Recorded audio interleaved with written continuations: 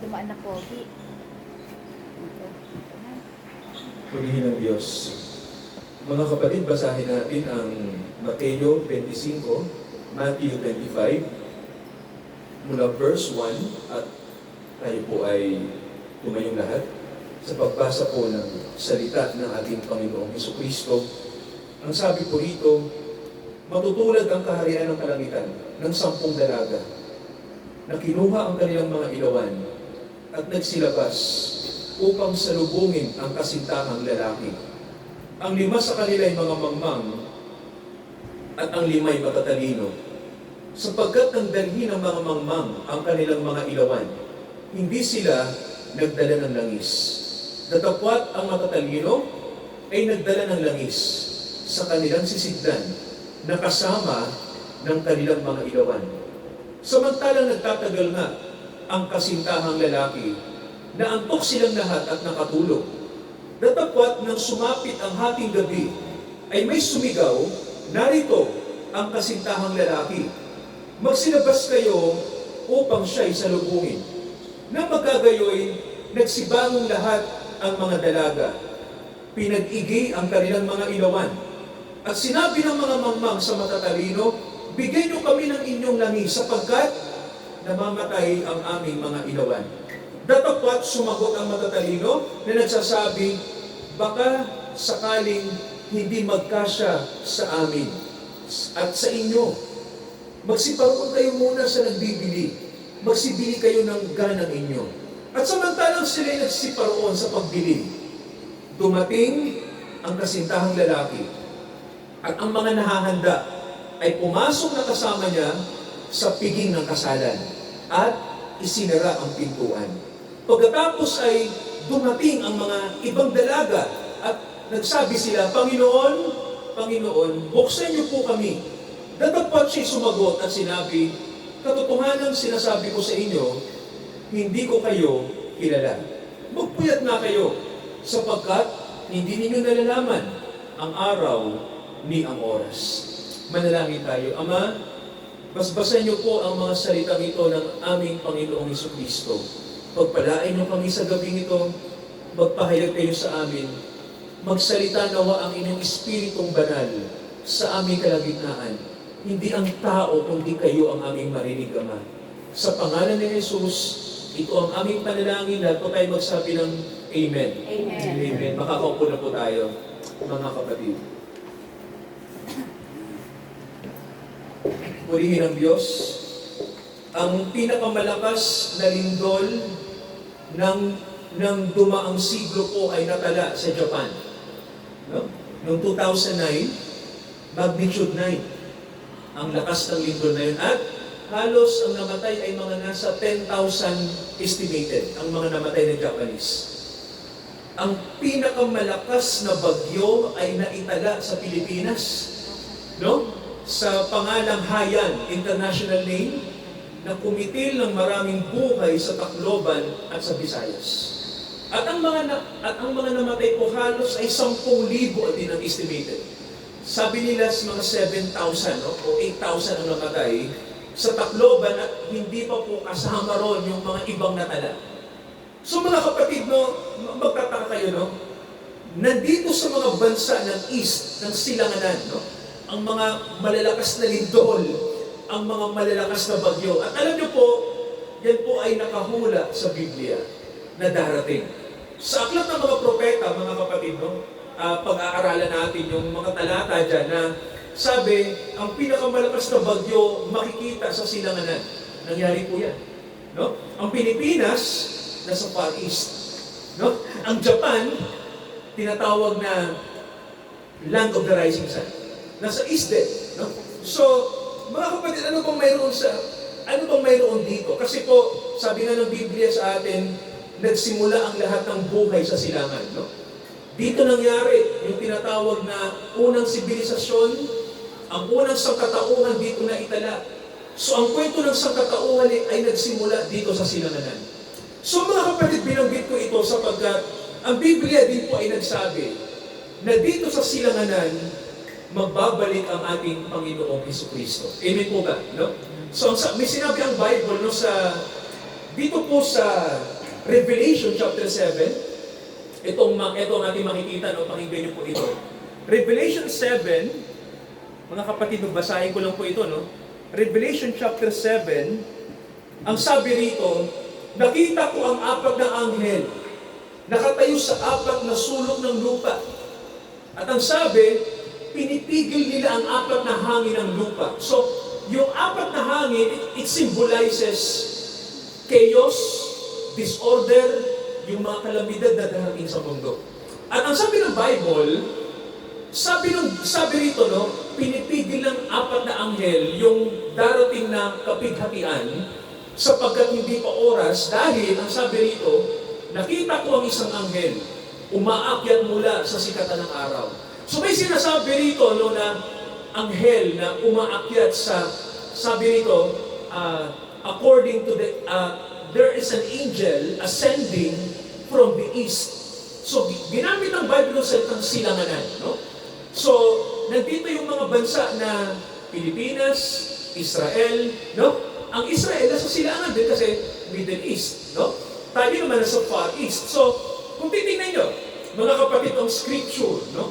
Na totoo ang sinabi ng Bible, no? Na babalik ang Diyos dito sa silangan, dito sa Asia.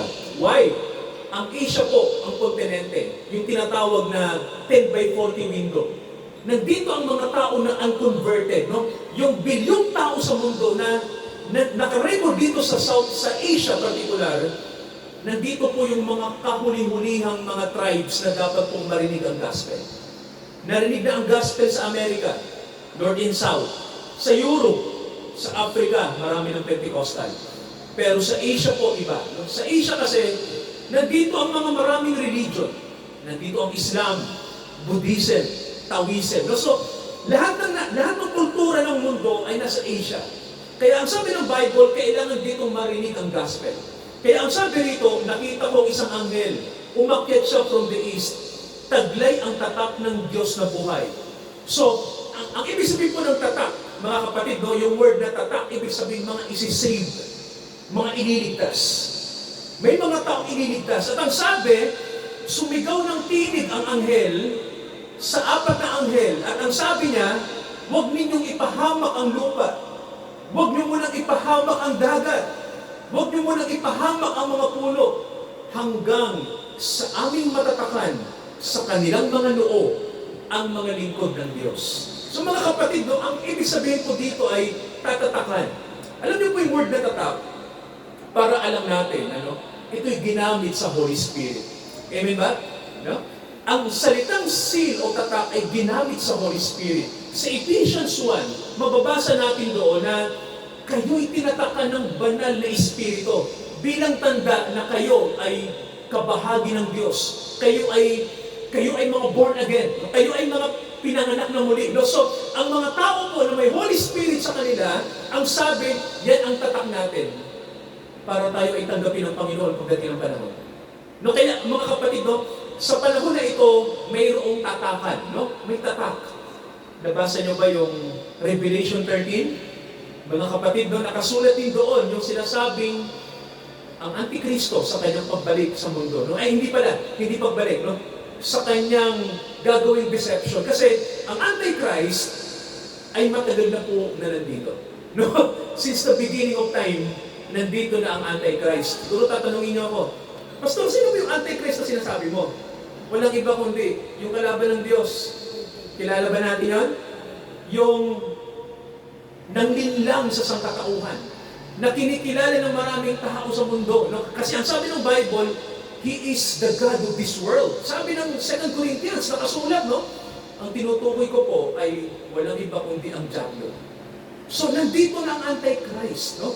So, yun nga lang, sabi ng Bible, magpapalaganap ng deception ng Antichrist. Tatatakan ang maraming tao sa simbolong 666. So, siguro tatanungin natin, Pastor, ano ba yan, no? Matagal nang naririnig ko yan. Nakanood na ako ng mga documentary tungkol dyan. Ano bang kahulugan yan? Mga kapatid, gusto ko lang pong makita nyo, no? Yung number 6 na numero ay hindi po yan malas. Okay?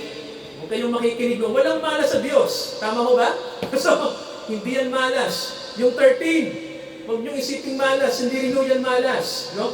Nagkataon lang, noong Biyernes at 13, ayon sa kasaysayan, ay ipinapatay ng Papa sa Roma ang mga kabalyero na gusto niyang makuha yung kanilang kayamanan. No? Nangyari kasi yung Friday the 13th. Kaya mga kapatid, no, naging sumpa yung sinasabing 13. No, na takot ang mga tao na malas na numero. Hindi ho totoo yun. No? So, ang Biblia po nagtuturo sa atin, number 6 ay, ito yung numero ng tao. No? Kailan nilalang ng Diyos sa tao? In the 6th day. Nilalang niya ang tao. So, ang number 6 ay human number. Ito'y numero ng tao. Tanungin niyo ako, yung number 7, Pastor, yan ay rest day. Ang 7 ay perfection. Kasi, dyan ang Diyos sa numero na yan nagpahinga. Kaya po sa Bible, kung titingnan niyo, no, number 6, human number. Pero pag umurong kayo sa 7, yan ay numero ng Diyos. Ibig sabihin, ang Diyos ang nagpuno ng kakulangan ng tao. No? Siya lang ang magbibigay ng rest sa atin. Kaya po, ang number 7, ang huling numero. Tatanungin niyo ako, no? Di ba, Pastor, may number 8 pa? Alam niyo po, ang number 8, kasi ang number 8 po, kung titingnan niyo, no, sa numerology, ang number 8, ibig sabihin is infinity. Di ba, mga kapatid, no? Ibig sabihin, ang number 8, it means, babalik tayo sa 1. Yun yan, ano? Kaya ang number 7 po, huling numero. Ang number 8, new beginning. Ang 8 at 1 ay magkakambal na numero. No, mga kapatid, para alam natin, ha? Noong ancient times, ang 8 at 1 ay halos parehas. Hindi po magkaiba. No? Ang number 8, ibig sabihin po ay infinity. Bagong buhay. Kaya, alam niyo po, no, sa Bible, babalikan natin yung sinasabing pagbabalik ni Jesus. Babalik siya, sabi ng Bible sa atin, at sa kanyang pagbabalik, ang sabi, kailangan tayo ay may tatak. Amen po ba, no? Kailangan tayo ay may tatak. Kaya kung may nakalagay sa Bible, bago bumalik si Jesus, kailangan mo nang matatakan ang kanyang mga lingkod. At mga kapatid, may tatlong tatatakan sa Bible. Una, ang mga hinirang sa church. Amen po ba, no? Yung mga elected. So, ano yung tatak na yon? Mga kapatid, ang Holy Spirit, tanong, Pastor, napaka-broad. Ang Holy Spirit naman, naririnig namin yung teaching about the Holy Spirit, tungkol sa kanyang anointing, tungkol sa ginagawa ng Holy Spirit. Mga kapatid, gusto ko lang makita nyo to, no? Ang Holy Spirit kasi, ang sabi ng Bible, pag tayo ay tinatakan ng Holy Spirit, unang-una po, tayo po ay patuloy na mamumuhay sa holiness. Tama ho ba? At then, ikalawa, ang Holy Spirit ang kanyang ginagawa, binibigyan niya tayo ng mga kaloob. Mga kapatid, mga giftings. Amen ba, mahal? Mga kaloob na kailangan ng mga mananampalataya. Yan yung kaloob ng faith, kaloob ng discernment, kaloob ng prayer. So, ang daming kaloob ng mga 9 gifts yan. At mayroon pang isang ginagawa ang Holy Spirit. Gusto ko makinig kayo rito, mahalaga to. Ang ginagawa ng Holy Spirit sa mga anak ng Diyos, dinadala niya tayo sa buong katotohanan. Revealer of truth ang Holy Spirit. Kaya mga kapatid, no, ang ginagawa ng Diablo, ang ayaw ng Diablo, ay makinig ang mga mananampalataya sa Holy Spirit. Ayaw ng Diablo na mapuno ang mga Christians ng Holy Spirit, no? Ma-filled ng Holy Spirit. Kaya po, binasa ko kanina yung Matthew 25, no, para alam natin. Ang Matthew 25 ay symbolism ng pagdating ni Jesus sa Israel. Amen po ba?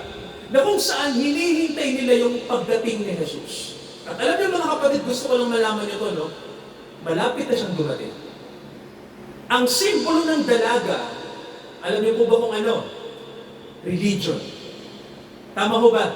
Ang babae po, nakikinig po, ang babae po ay simbolo ng church, simbolo ng religion. Babae. No, para alam natin, no? 10 dalaga. Ang sabi ang word ng Bible, virgin. So, anong simbolo ng virgin? Mga kapatid, sa palagay nyo? Ano ang sinisimbolize ng virgin? Holy. Tama po ba? So, kung titingnan nyo rito, ang mga churches ay nag-aabang ng pagdating ni Jesus Christ. No? Sinisimbolo ito ng 10 dalaga. Ito yung nakakalungkot. Nang dumating na ang Panginoon, anong sabi ng Bible? may nakasama sa kanyang pagdating, no? Isinama niya na yung kanya. Pero nakalagay din po sa Bible, ano pong sabi, mga kapatid? Anong sabi ng Bible? May mga hindi nakasama. Nakasara ang pinto, hindi na sila nakapasok. May mga dinala at may mga naiwan. Amen po ba? No, so, itong tanong dito, no? Sino yung mga naiwan at sino yung mga nakasama nang dumating ang Panginoon? So, ang sabi ng Bible malinaw, yung mga nakasama ng Panginoon, sila yung may lampara, mga dalagang may lampara, na puno ng langis ang kanilang lampara. So, ibig sabihin po, puno, sila ay filled ng Holy Spirit. Puno sila ng Espiritu ng Diyos. Puno sila ng karunungan. Puno sila ng kaalaman tungkol sa Diyos. Puno sila ng karakter ng Diyos. So, puno, mga kapatid, filled. Ibig sabihin po, walang kakulangan. Pero tanong, sino yung mga naiwan? Sino itong mga babae na naghihintay din pero hindi sila nakasama? So ito yung mga babae na, ito yung mga churches na, mga kapatid, they are holy. They are good Christians. May problema lang. Ano po yun? Hindi sila filled ng Holy Spirit. No? Walang oil yung kanilang lampara. Ibig sabihin, mga kapatid, aandap-andap yung ilawan. So, alam niyo po ano sa Bible, nakasulat po, no? Ang oil symbolizes the Holy Spirit, Espiritu ng Diyos, na puno. No? Ibig sabihin po, pag aandap-andap, ibig sabihin po, ang Holy Spirit ay, ano po, sa palagay niyo? No? Kulang, mga kapatid, no? Yung leading ng Holy Spirit sa kanila, kulang. No? So, hindi puno. Alam niyo po sa Bible, no, kung babasahin niyo, may tanong po ako na masasagot nyo to. Ilang taong nakasama ni Jesus ang kanyang mga alagad? Ilang taon po? Alam niyo kung ilang taon?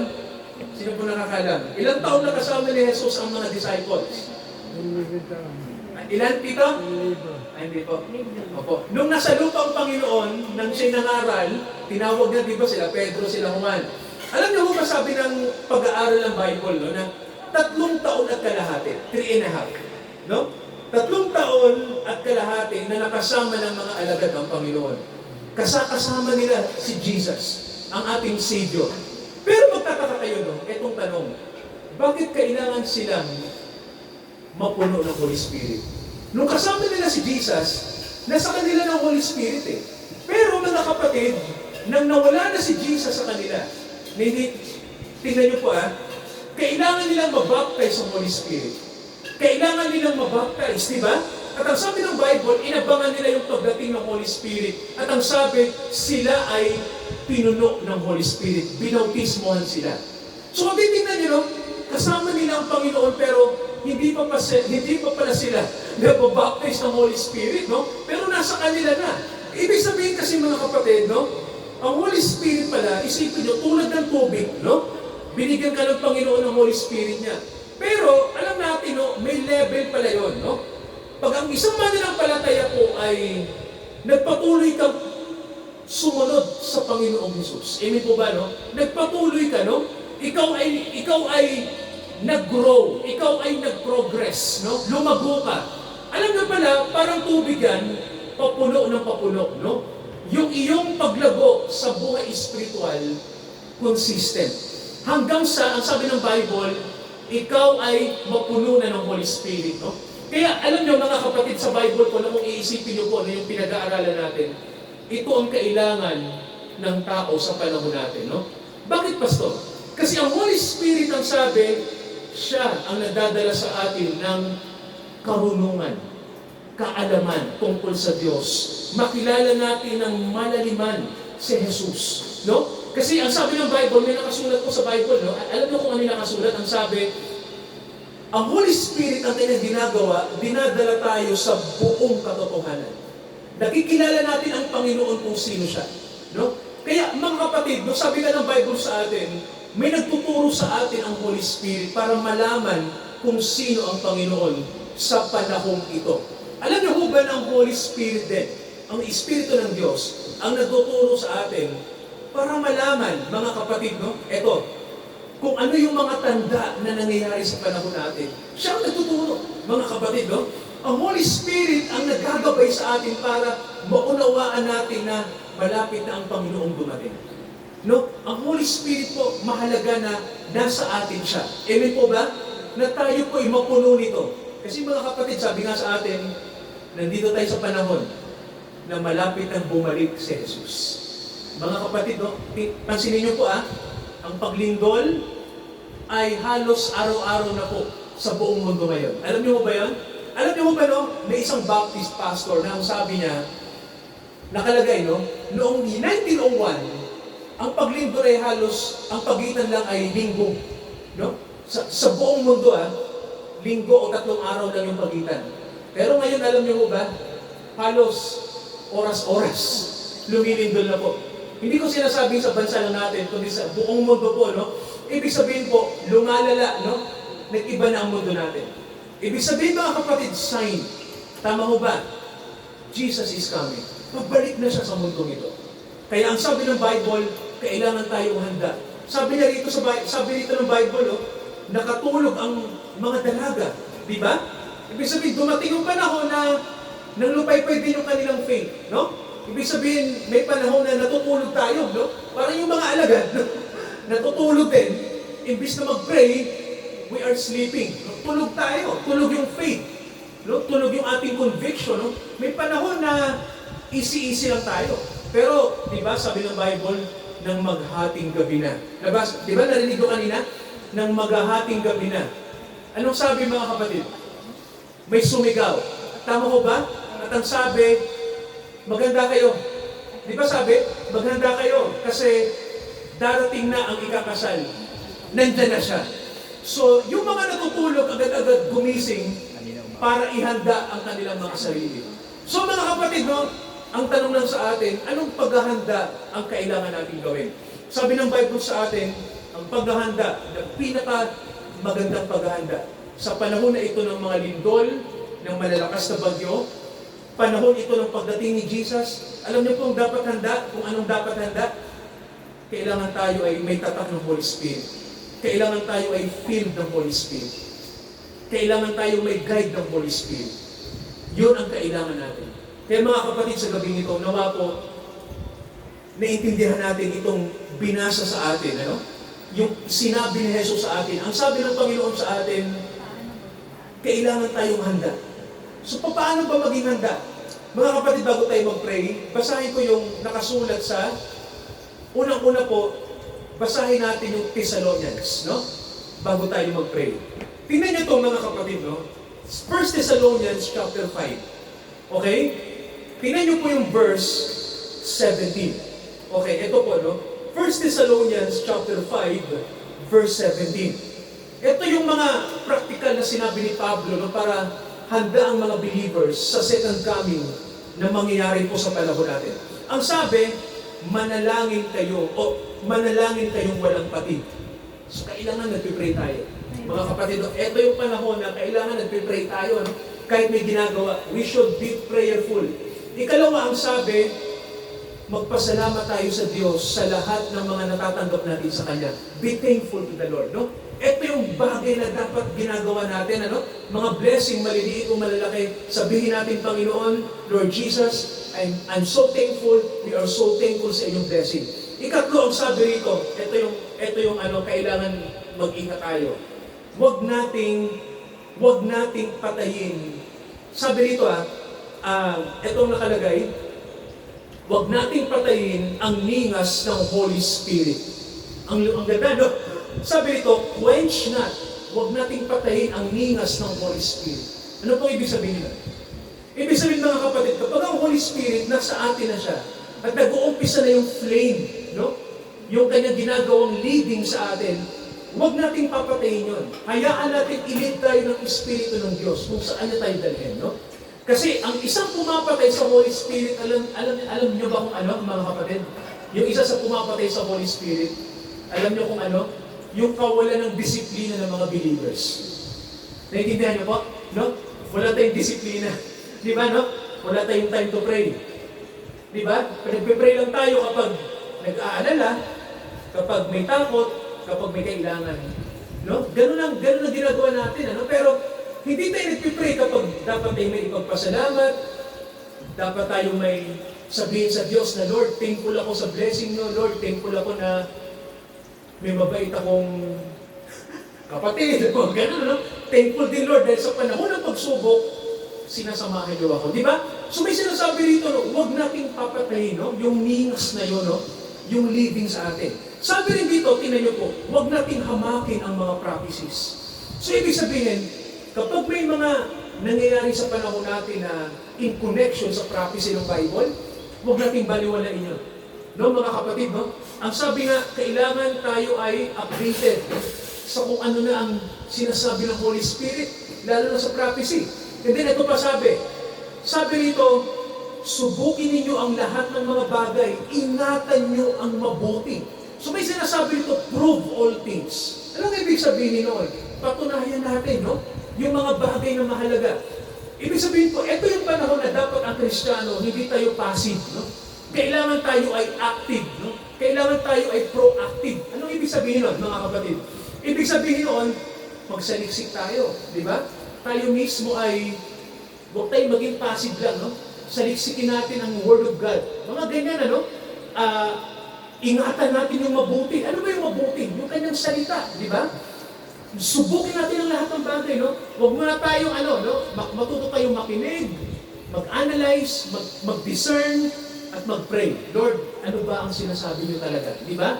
So, kailangan mga kapatid, may sinasabi na, kailangan tayo maging marunong. Tama, yun ang ibig sabihin nun, di ba?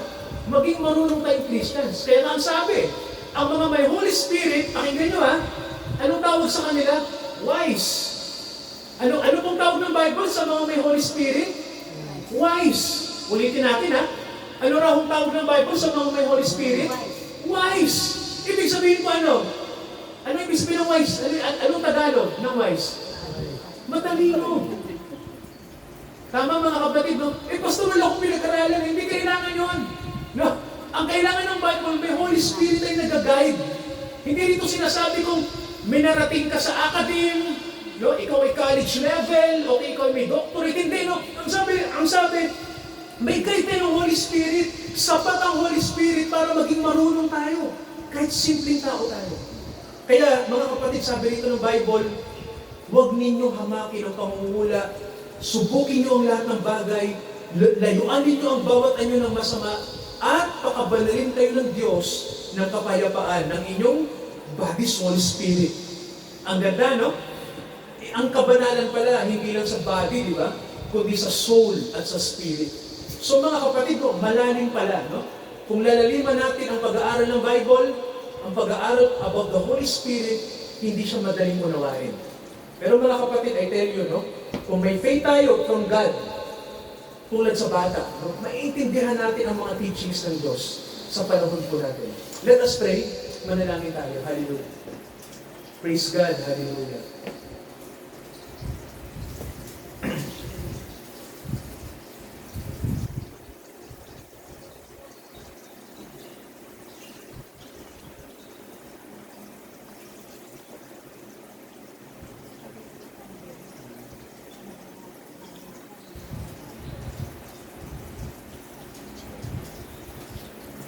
Let us pray, mga kapatid. Father, dinadala namin sa inyo ang inyong mga anak na possible pong maapektuhan ng sinasabi nilang malakas na bagyo na paparating dito sa Luzon bukas. Ama, bigyan nyo ng proteksyon ng inyong mga anak laban sa mapaminsalang bagyo na ito na darating sa aming bansa. Ama, tulungan niyo po ang inyong mga anak. Tulungan niyo kami. Bigyan niyo kami ng safekeeping. Bigyan niyo kami ng katatagan. Higit sa lahat, samahan niyo kami through the Holy Spirit. Ama, maraming nagpipray na naway hindi malaki ang maapektuhan ng bagyong ito, pero malaki ang sakop ng kanyang cylinder. At ang bagyong ito, Ama, ay masasabi ko na malakas din talaga. Pero Ama, kayo ang kanlungan namin sa gitna ng unos. Ang aming panalangin, Ama, ipagkaloob niyo po ang makalangit na proteksyon sa inyong mga anak. Naniniwala kami, Ama, sa inyong kapangyarihan. Bigyan niyo kami ng katatagan sa lahat ng aspeto. Patatagin niyo ang tahanan ng mga kapatid ng inyong mga anak.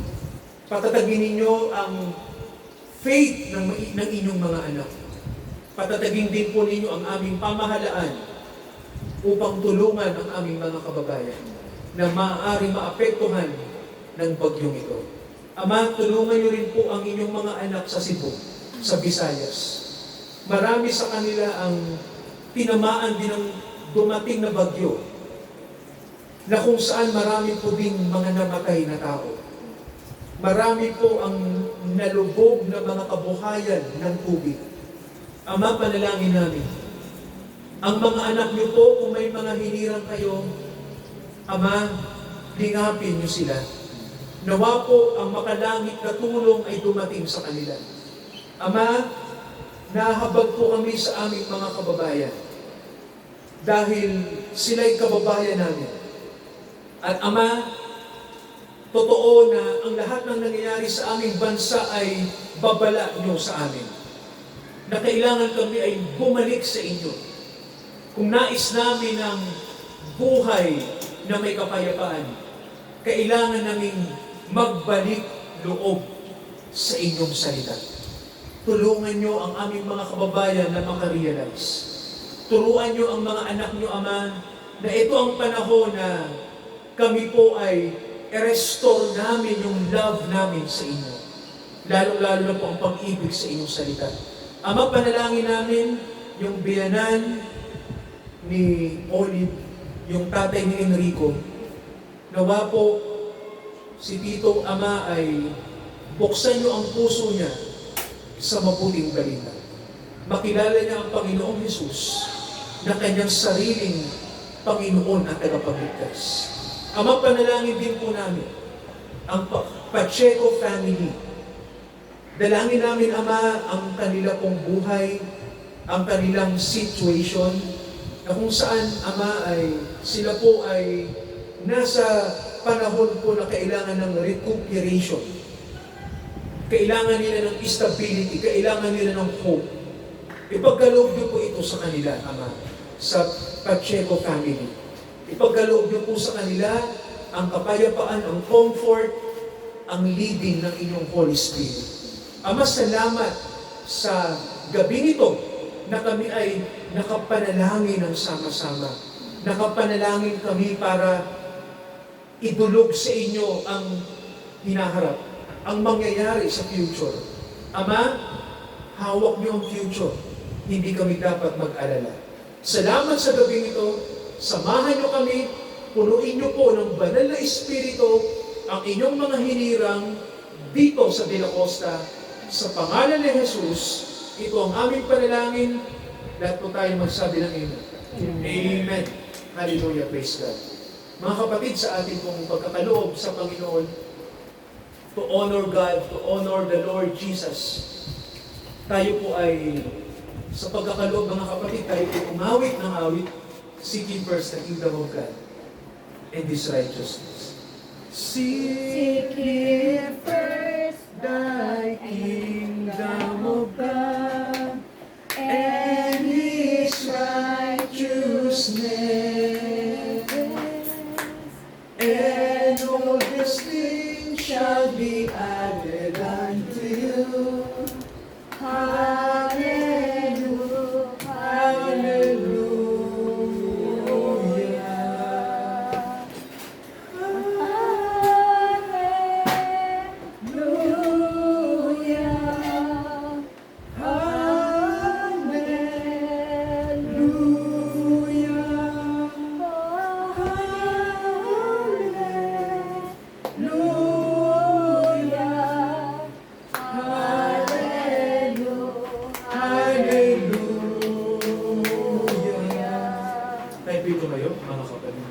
Ama, amin pong tinatalaga ang mga biyayang ito na magamit po sa pagpapalaganap ng inyong kaharian magamit din po ito sa mga gastusin po sa church, sa ministry, at sa pamamagitan po nito, makapag-abot kami ng maraming souls na makarinig ng gospel.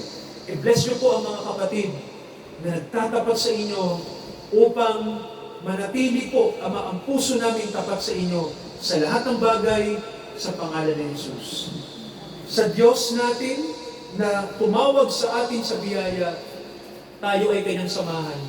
Palaguin niya tayo sa biyaya. Lumago tayo sa biyaya. At patuloy na ang ating pag-ibig sa Panginoon ay mas lumalim pa, mas tumaas pa, mas maging dakila pa sa panahong ito na nalalapit na ang kanyang pagbabalik. Itaas natin ang kanyang pangalan ngayon hanggang sa muling pagdating ng ating Panginoong Jesucristo. Amen, amen, at amen. Amen.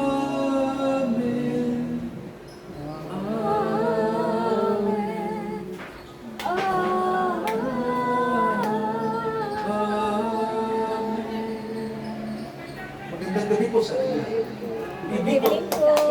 Bibig po Praise sa God inyo. po.